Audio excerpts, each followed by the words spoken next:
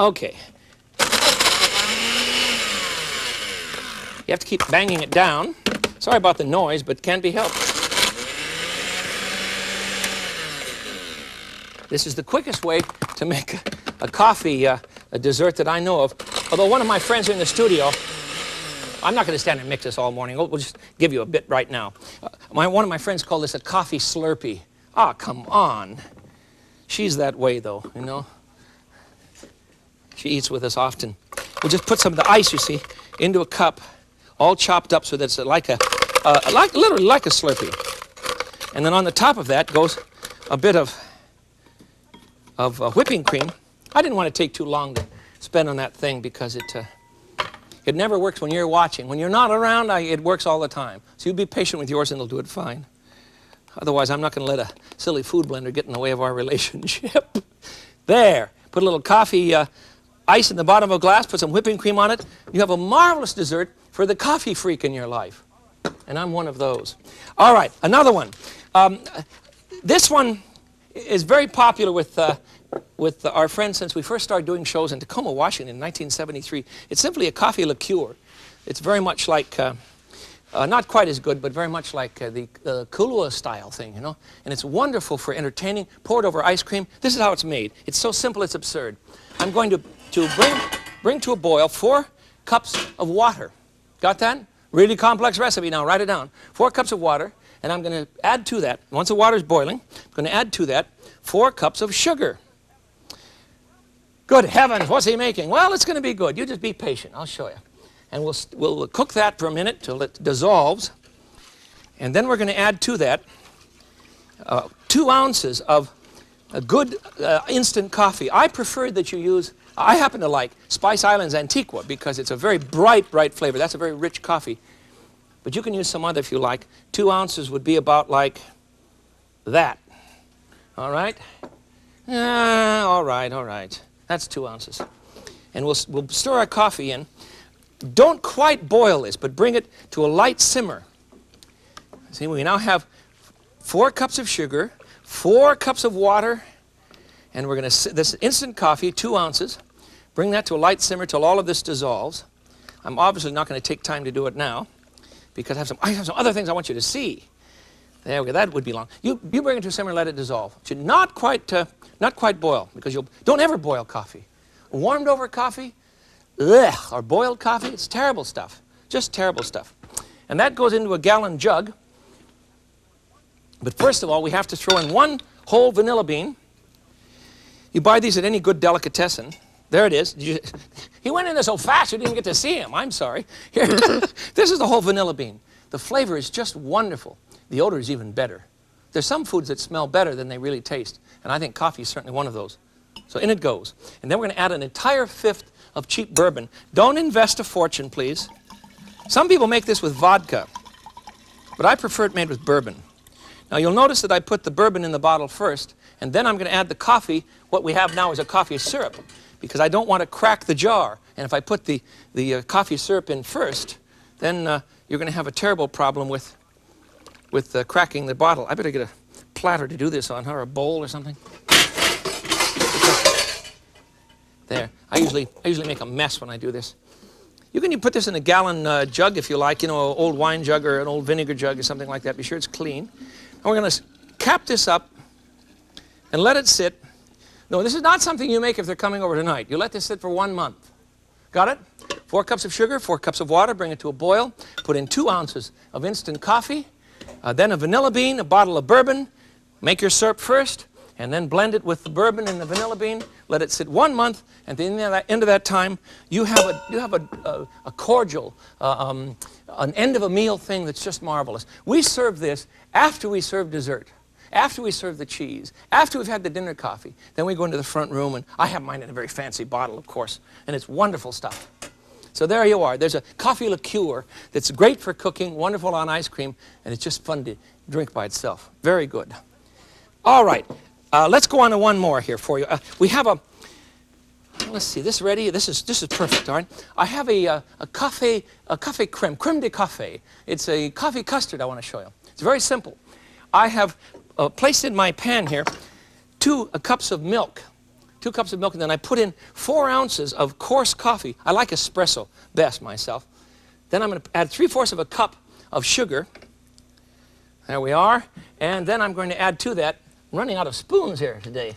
There we go. I'm going to add to that just a pinch of salt, just a tiny pinch of salt. We don't want much, just to help build the flavor, but you don't want it to be salty. And finally, 3 tablespoons of brandy. Good Lord, what's he making? Well, 3 tablespoons of brandy it is. Now remember, the grounds have been sitting in here. Bring your milk and the grounds barely to a simmer, then let it sit for about 10 minutes. Got that? Then you add the 3/4 cup of sugar, and then a tiny pinch of salt, 3 tablespoons of brandy, and then we're going to strain that out very quickly and easily here through a little bitty strainer. Well, I better stir that up. The sugar hasn't dissolved yet. There we are. This one's getting cold. It's been sitting here too long. One of those days, you know, but it'll still work fine. All right, run it through a strainer. There we are. Whoops. Calm down, Jeffrey. The grains are... If you'll excuse me, I must dump some of the grounds here. Okay. We'll get rid of that. You have to keep your strainer clean. You see the grounds build up.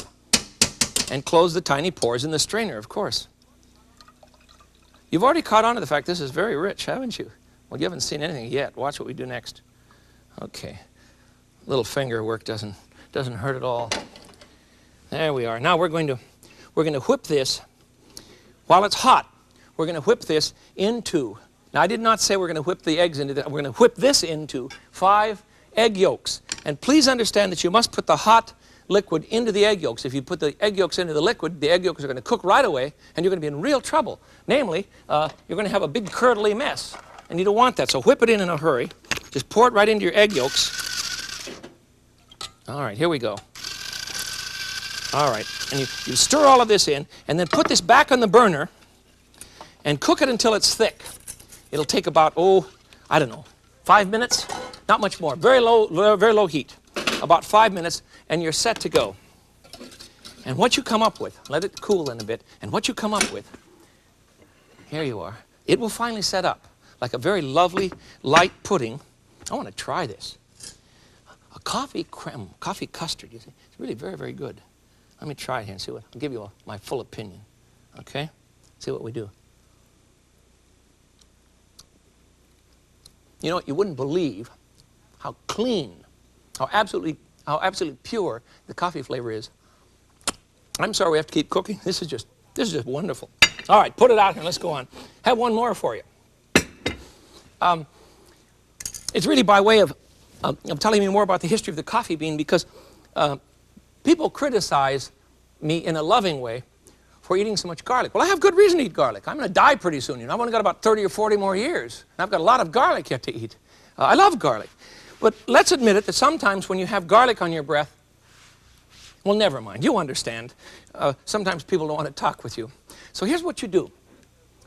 When you're closing out a dinner party and you've had a lot of garlic, a big Italian party, you see. I had dinner with some friends across the street from my kitchen here the other day. We were so full of garlic from sausages and wonderful Norwegian dumplings, I could hardly waddle.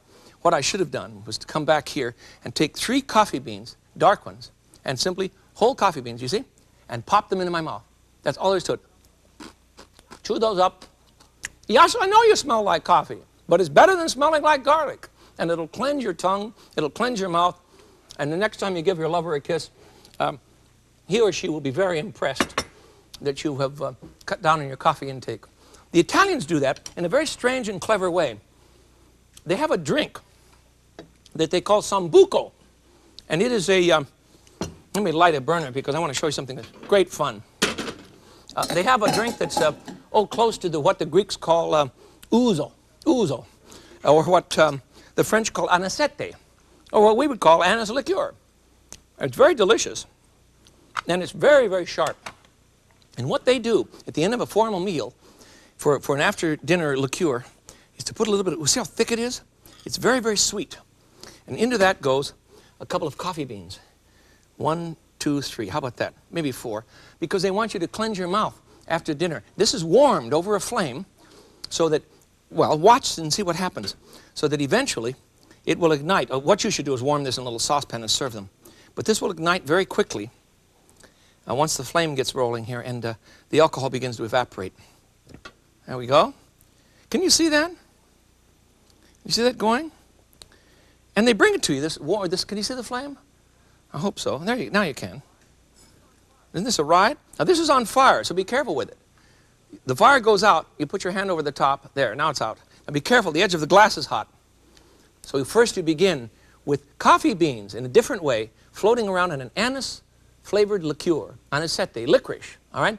And first you smell. You smell. And then you smell some more, because the glass is hotter than a firecracker. And then you wait a bit, and eventually you drink the liqueur, and then eat the coffee bean. Now, if you want to blend this liqueur with ice cream, you'll come up with a wonderful, wonderful dish. A little ground coffee, probably some instant, you see, and some buko, and you can come up with a lovely, lovely coffee. My favorite way, however, let me show you this one. This is just too simple and too silly. How about at the end of a dinner party, you were to bring out a bowl of ice cream for everyone, and now don't buy cheap vanilla for this. You buy good vanilla ice cream for this one. And you place a bowl of vanilla ice cream on everybody's plate, and on the top of the ice cream, you sprinkle a bit of first-class coffee. Good coffee. A good ground espresso. Just sprinkle it. This is what Mr. Stewart does. Can you imagine the guy goes to work in the morning and he drinks 16 different kinds of coffee each morning to figure out which one he wants to use for blending, and then he comes home at night and for dessert he has ice cream with coffee on it. It's very delicious.